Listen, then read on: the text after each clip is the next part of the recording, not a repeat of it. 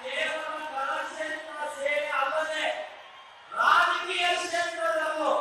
ಜನರ ಮನಸ್ಸನ್ನು ಗೆದ್ದು ಜನಸೇವೆ ಮುಖಾಂತರ ಜನಸೇವೆ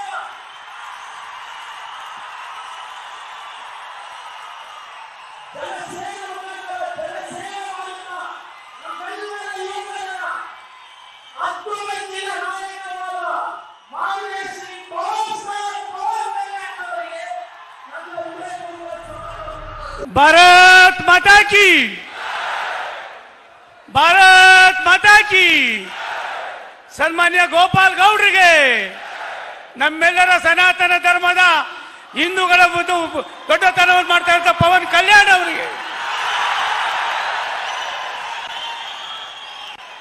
ಬಂಧುಗಳೇ,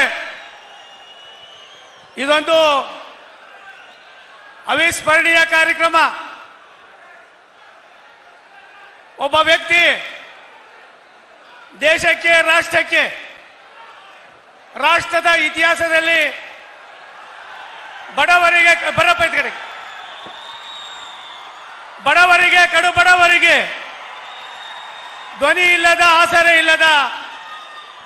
ಎಲ್ಲ ವರ್ಗದ ಜನರಿಗೆ ತನ್ನ ಕರ್ತವ್ಯ ನಿರ್ವಹಣೆ ಮಾಡಿ ದೇಶದ ವ್ಯವಸ್ಥೆಯನ್ನ, ದೇಶಕ್ಕೆ ಬಡತನ ಇರೋದನ್ನ ಯಾವ ರೀತಿ ಮುನ್ನೋಟಕ್ಕೆ ತರ್ತಕ್ಕಂಥದಕ್ಕೆ ತಮ್ಮದೇ ಆದಂಥ ಅನುಭವವನ್ನು ಹಂಚಿಕೊಂಡು ಕರ್ನಾಟಕ ರಾಜ್ಯದ ನರೇಂದ್ರ ಮೋದಿ ಅವರಿಗೆ